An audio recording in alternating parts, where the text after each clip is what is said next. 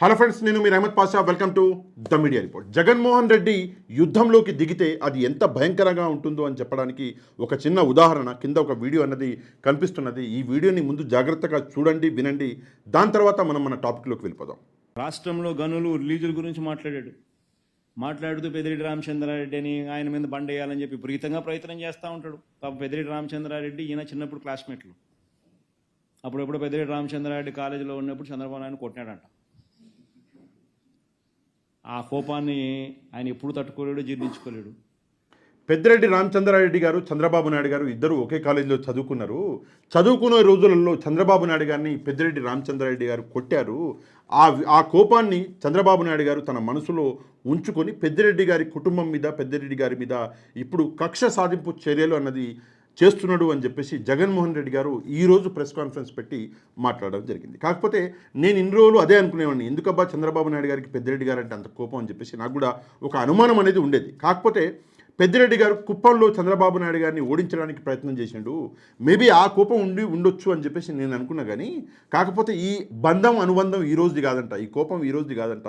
ఇది కాలేజీ ఆ టైంలో కోపం అంట. ఆ టైంలో పెద్దిరెడ్డి రామచంద్రారెడ్డి గారు చంద్రబాబు నాయుడు గారిని కొడితే ఆ కోపాన్ని చంద్రబాబు నాయుడు గారు మనసులో పెట్టుకొని ఇప్పుడు పెద్దిరెడ్డి రామచంద్రారెడ్డి గారి కుటుంబం మీద, పెద్దిరెడ్డి గారి మీద కక్ష సాధింపు చర్యలు అనేది చంద్రబాబు నాయుడు చేస్తున్నాడు అని చెప్పేసి జగన్మోహన్ రెడ్డి గారు ప్రెస్ కాన్ఫరెన్స్ పెట్టి మరీ చెప్పడం జరిగింది.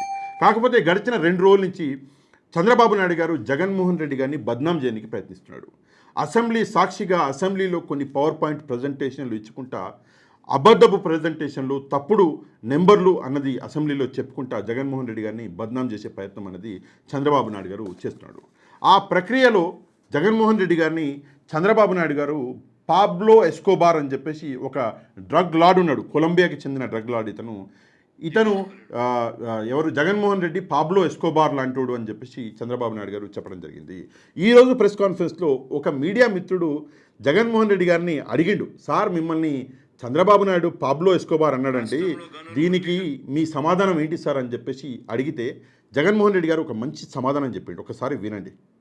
Question: Chandrababu Naidu has compared you to Pablo Escobar. So what's your? I'll get your point. Could you repeat it? Sir, Chandrababu Naidu yesterday, compared yourself to Pablo Escobar, the Russian drug lord. So what's your say about that? Colombian is. What is his name?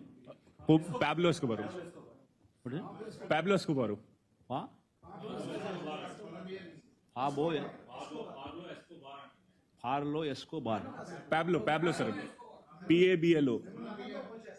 So he's more of a Colombian drug lord, sir. Is he Chandrababu's friend? That he knows his name so well. Pablo Escobar గురించి చంద్రబాబు నాయుడు గారు జగన్మోహన్ రెడ్డి గారిని Pablo ఎస్కోబార్తో compare చేస్తే జగన్మోహన్ రెడ్డి గారు ఆ Pablo Escobar అనేవాడు ఎవడో తెలియదు, వాడు చంద్రబాబు నాయుడు గారి స్నేహితుడు అయి ఉంటాడు అని చెప్పేసి నవ్వుకుంటూ ఆ మీడియా మిత్రుడికి సమాధానం చెప్పింది జగన్మోహన్ రెడ్డి.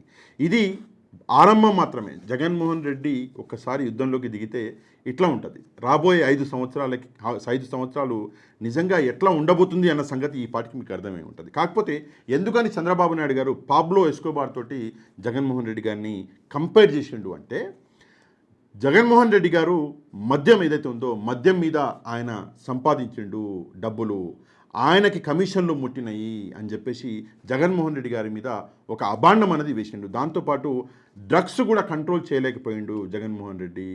డ్రగ్స్ దందాలు కూడా వీళ్ళల్లో చాలామంది, అంటే వైసీపీ పార్టీలో చాలామంది చేయి ఉన్నది డ్రగ్స్ దందాలు అని కూడా చంద్రబాబు నాయుడు గారు చెప్పే ప్రయత్నం అన్నది చేసిండు. కాకపోతే నిజమేంటి, అసలు మందు ఏదైతే ఉందో, ఏది ఆల్కహాల్ అంటామో, ఆల్కహాల్ ఏదైతే ఉందో, ఈ ఆల్కహాల్ డేటా ఏదైతే చంద్రబాబు నాయుడు గారు పెట్టిర్రో అది నిజమా అంటే లేదు, అది అబద్ధం. జగన్మోహన్ రెడ్డి గారు ఆయన మేనిఫెస్టోలో పెట్టిండు ఏమని అంటే, ఈ మందు ఏదైతే ఉందో ఆల్కహాల్, దీన్ని క్రమక్రమంగా మేము తగ్గిస్తాము అని చెప్పేసి మేనిఫెస్టోలోనే పెట్టడం జరిగింది. కాకపోతే ఈ మద్యము దశల వారీగా నిజంగా ఆయన చెప్పినట్లు జగన్మోహన్ రెడ్డి గారు తగ్గించిండా లేదా తగ్గించలేకపోయిందా అన్న విషయం అన్నది నిజాలు నేను ఈరోజు డేటాతో సహా మీ ముందర పెడతా. చంద్రబాబు నాయుడు గారు పెట్టిన డేటా ఒకవేళ మీరు చూసుంటే, ఇప్పుడు నేను పెట్టబోయే డేటా ఒకసారి చూస్తే మీకు 2 కంపేర్ చేయండి. చంద్రబాబు నాయుడు గారు పెట్టిన డేటా అబద్ధం అని చెప్పేసి మీకు క్లారిటీ అనేది వస్తుంది. ముందుగా మనం మాట్లాడుకుంటే చంద్రబాబు నాయుడు గారు ఉన్నప్పుడు పరిస్థితి ఏంటి? చంద్రబాబు నాయుడు గారు ఉన్నప్పుడు మొత్తం మనం చూసుకున్నట్లయితే బెల్ట్ షాపులు వచ్చేసి మద్యం దుకాణాలు వచ్చేసి 4,380 మద్యం దుకాణాలు ఉండే. దాని తర్వాత సేమ్ మద్యం దుకాణాలకు అనుబంధంగా అంతే సంఖ్యలో అంటే 4,380 సంఖ్యలో పర్మిట్ రూములు కూడా ఉండే. 4,380 మద్యం దుకాణాలు, పర్మిట్ రూములు కూడా 4,380. దాంతోపాటు 43,000 బెల్ట్ షాపులు ఉంటాయి చంద్రబాబు నాయుడు గారు ఉన్నప్పుడు. కాకపోతే ఇక్కడ ఇంకో డేటా ఉంది. ఏంటి అంటే ఏమంటున్నా అంటే ఎంఆర్పి కంటే 25% ఎక్కువకి మద్యం అనేది అమ్మేవాళ్ళు. జగన్మోహన్ రెడ్డి గారు వచ్చినాక ఏం చేసిండు అంటే ముందుగా ఈ 4,380 ఏదైతే మద్యం దుకాణాలు ఉన్నాయో ఆ మద్యం దుకాణాలని జగన్మోహన్ రెడ్డి గారు తగ్గించి 2,934 చేసిండు. ఉన్నాయన్నీ 4,380 ఉండే, దాన్ని తగ్గించి 2,934 చేసిండు. అది కాకుండా చంద్రబాబు నాయుడు గారు ఉన్నప్పుడు ఉదయం 10 గంటల నుంచి రాత్రి 11 గంటల వరకు మద్యం దుకాణాలు ఓపెన్ ఉండేవి. కానీ జగన్మోహన్ రెడ్డి గారు రాత్రి 9 గంటల వరకే ఓపెన్ పెట్టండి అని చెప్పేసి 2 గంటల ముందే మూయించేసేవాడు. అది కాకుండా 43,000 బెల్ట్ షాపులు ఏవైతే ఉండేనో మొత్తానికే 43,000 బెల్ట్ షాపులను తొలగించేసిండు. అది కాకుండా 4,380 పర్మిట్ ఏదైతే రూములు ఉండేనో ఆ పర్మిట్ రూమ్లని మొత్తానికే వీటిని కూడా తొలగించేసిండు. అంటే 4,380 ఉన్న మందు దుకాణాలని 2,934కి చేసిండు, అంటే తగ్గించేసిండు. రెండోది బెల్ట్ షాపులను లేకుండా చేసిండు, పర్మిట్ రూమ్లని లేకుండా చేసిండు, మద్యం దుకాణాల టైం కూడా తగ్గించేసిండు. ఇది జగన్మోహన్ రెడ్డి గారు చేసిన పని.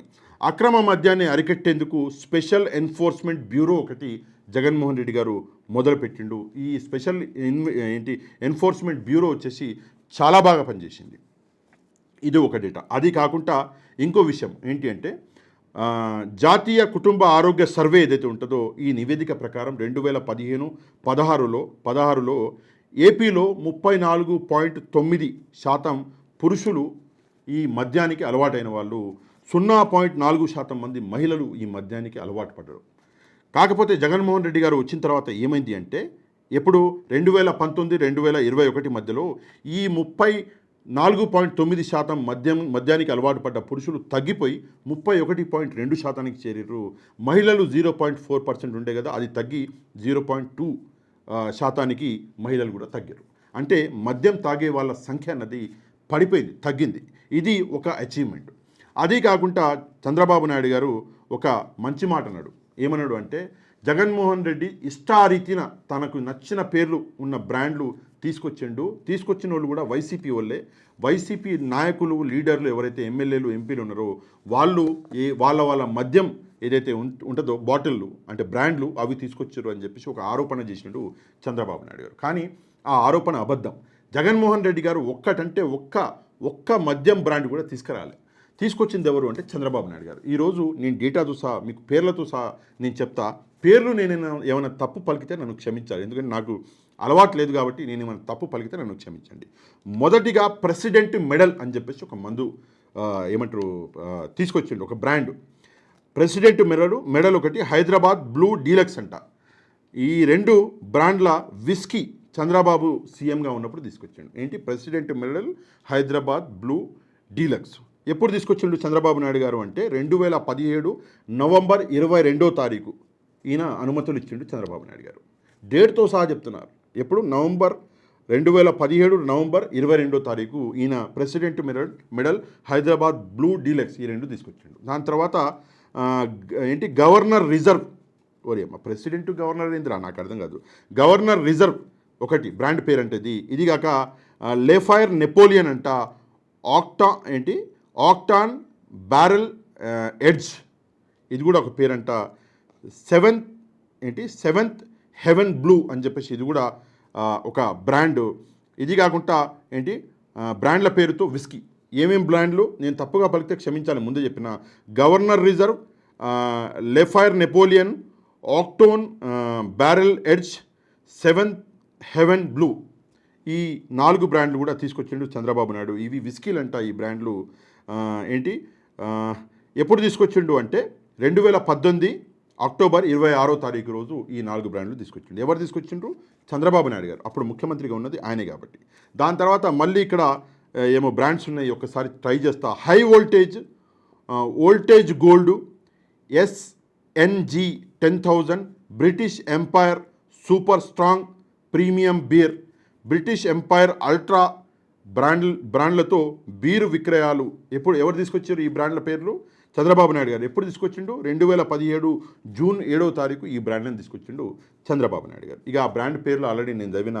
ఈ పేర్లు ఎందుకు ఇంత దరిద్రంగా ఉన్నాయి? ప్రెసిడెంట్ మెడలు, గవర్నర్ మెడలు, గవర్నర్ రిజర్వ్.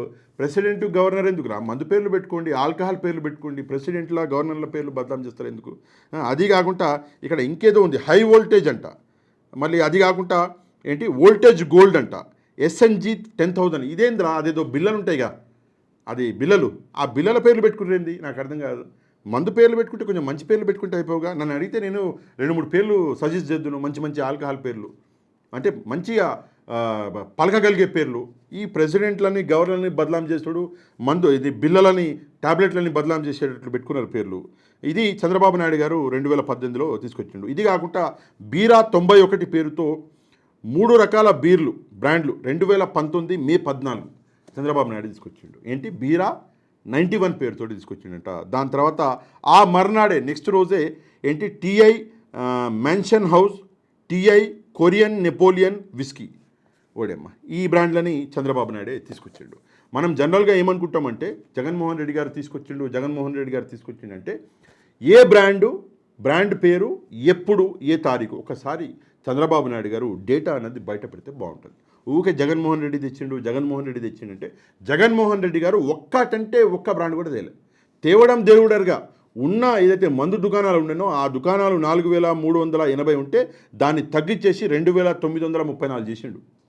దాంతోపాటు బెల్ట్ షాపులు 43,000 బెల్ట్ షాపులు మొత్తానికే తీసి పడేసిండు. అది కాకుండా ఇంకో ఇంపార్టెంట్ విషయం చెప్తా. ఏంటి ఆ విషయం అంటే, డిస్టిలరీలు 20 మద్యం డిస్టిలరీ ఉంటే ఆ 20లో 14 మొత్తం చంద్రబాబు నాయుడు గారి ప్రభుత్వమే అనుమతి ఇచ్చింది. 2014 నుంచి 2019 మధ్యలో 20 డిస్టిలరీలు ఉంటే అందులో 14 చంద్రబాబు గారి ప్రభుత్వమే అనుమతించింది.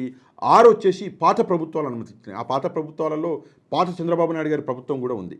అంటే జగన్మోహన్ రెడ్డి గారు ఒక్క డిస్టిలరీకి కూడా పర్మిషన్ అనేది ఇవ్వలేదు. ఇది కథ. ఒక కొత్త బ్రాండ్కి పర్మిషన్ ఇవ్వలేదు, ఒక డిస్టిలరీకి కూడా జగన్మోహన్ రెడ్డి గారు పర్మిషన్ ఇవ్వలేదు. అయినా కూడా జగన్మోహన్ రెడ్డి మద్యం తీసుకొచ్చిండు, మద్యం బ్రాండ్లు తీసుకొచ్చిండు, దాని మీద 1,000 కోట్లు సంపాదించుడు, దాని మీద 1,00,000 కోట్లు సంపాదించుడు అని చెప్పేసి జగన్మోహన్ రెడ్డి గారి సైన్యం ఏదైతే ఉందో, జగన్మోహన్ రెడ్డి గారి ఎమ్మెల్యేలు, ఎంపీలని, జగన్మోహన్ రెడ్డి గారి పార్టీకి సంబంధించిన నాయకులని బద్నాం చేసే ఒక ప్రక్రియ అనేది చేస్తున్నారు. సరే, ఇది కాకుండా ఏంటి అంటే డ్రగ్స్ గురించి మాట్లాడుకుంటా జగన్మోహన్ రెడ్డి గారిని పాబ్లో ఎస్కోబార్ తోటి కంపేర్ చేసింది చంద్రబాబు. కాకపోతే నేను చంద్రబాబు నాయుడు గారికి ఒకటే విషయం చెప్తాను. ఏంటంటే డ్రగ్స్ మీద ఉక్కుపాదం మోపింది జగన్మోహన్ రెడ్డి, మీరు కాదు. ఎందుకు? 11,500 ఎకరాల గంజాయి తోటని మొత్తానికే నాశనం చేసి కాల్చిపడేసినట్టు జగన్మోహన్ రెడ్డి గారు. ఓవర్ ద టైం పీరియడ్ అంటున్నాను, ఒకేసారి కాదు, ఓవర్ ద టైం పీరియడ్ 5 ఏళ్లలో 11,500 ఎకరాలు, చిన్న విషయం కాదు, గంజాయిని మొత్తాన్ని నాశనం చేసిండు జగన్మోహన్ రెడ్డి గారు. డ్రగ్స్ మీద ఉక్కుపాదం మోపిండు. డ్రగ్స్ని ఎవరైతే యంగ్స్టర్స్ ఉన్నారో, చిన్నపిల్లలు, కాలేజీకి వెళ్ళే పిల్లలు, యంగ్ పీపుల్ ఎవరైతే ఉద్యోగాలు చేస్తారో వాళ్ళ నుంచి దూరం తీసుకురావడానికి, డ్రగ్స్ని మరిపించేయడానికి ఏమేం ప్రోగ్రాంలు చేయాలో అన్ని ప్రోగ్రాంలు జగన్మోహన్ రెడ్డి గారు చేసిండు. ఇదొకటి. మూడో విషయము, ఇక్కడ మహిళల సురక్ష గురించి కూడా, మహిళలని రక్షించడానికి కూడా ఒక మాట చెప్పిండు చంద్రబాబు నాయుడు. మహిళా సురక్షలో జగన్మోహన్ రెడ్డి ఫెయిల్ అయిండు అని చెప్పేసి. మహిళలను రక్షించడంలో జగన్మోహన్ రెడ్డి గారు ఎంత సక్సెస్ అయిండు అంటే, దిశ యాప్ అనేది తీసుకొచ్చిండు. దిశ యాప్కి 19 నేషనల్ అవార్డులు వచ్చినాయి. 19 నేషనల్ అవార్డులు. కాకపోతే మీ మంత్రి గారు ఎవరైతే ఉన్నారో, హోంమంత్రి మన వంగలపూడి అనిత గారు, ఆమె ఏమంటుందంటే అసలు దిశ చట్టమే లేదు అంటది. దిశ చట్టమే లేనప్పుడు ఆ దిశ చట్టానికి, ఆ దిశ యాప్కి 19 నేషనల్ అవార్డులు ఎట్టొచ్చినాయి ఒక్కసారి మీరు ఆలోచించాలి. 1,50,00,000 మందికి పైగా ఆ దిశ యాప్ని డౌన్లోడ్ చేసుకున్నారు. ఇది కూడా ఒక పెద్ద డేటా. దీన్ని కూడా ఒకసారి ఆలోచించాలి. అందుకే ఎప్పుడైనా సరే మీరు ఒక వ్యక్తిని బద్నాం చేయడానికి ముందు, ఒక వ్యక్తికి వ్యతిరేకంగా ఏదో ఒక కుట్ర చేయడానికి ముందుగా ప్రిపరేషన్ అనేది అవసరం. ముందుగా ప్రిపేర్ అవ్వండి. జగన్మోహన్ రెడ్డి గారికి వ్యతిరేకంగా మీరు ఏదైనా చెప్పాలనుకుంటే ముందుగా ఇది నిజమా అబద్ధమా, ఇవాళ రేపు యూట్యూబర్లు, సోషల్ మీడియా వాళ్ళు ఖతర్నాక్ తయారయ్యారు. ఇప్పుడు నాలాంటి వాళ్ళు ఉంటారుగా, ఖతర్నాక్ తయారయ్యారు. మనం ఏమైనా అబద్ధం చెప్తే వాళ్ళు పట్టుకుంటారు అన్న భయం కూడా లేకుండా చంద్రబాబు నాయుడు గారు ఏది నోటికి వస్తే అది మాట్లాడుతున్నాడు. ఇమ్మీడియట్గా ఆయన చెప్పింది అబద్ధం అని చెప్పేసి ఆ విషయం బయటపడుతున్నది. ఇప్పుడు మనం చూసినాము మన ఏమంటారు చాలా విషయాలలో 1, 2 అని కాదు. ఇక్కడ చంద్రబాబు నాయుడు గారు ఒక విషయం చెప్తున్నాడు, అది ముందుకెళ్ళేసరికి అది అబద్ధం అని తెలుస్తున్నది. అది కూడా అబద్ధమని ఎవరు చెప్తున్నారు అంటే బీజేపీ వాళ్ళ కూటమి వాళ్ళే చెప్తున్నారు. ఫర్ ఎగ్జాంపుల్ 15,000 కోట్లు మనం తీసుకొచ్చిన అని చెప్పేసి అన్నాడు. 15,000 కోట్లు తీసుకొచ్చింది గ్రాంట్ కాదు, అది అప్పు. ఆ అప్పు అన్నది రాబోయే 30 సంవత్సరాలు అంటే 30 సంవత్సరాల తర్వాత మళ్ళీ మనం రిటర్న్ ఇచ్చేయాలి. ఆ 30 సంవత్సరాలు మనం వడ్డీ కట్టాలి.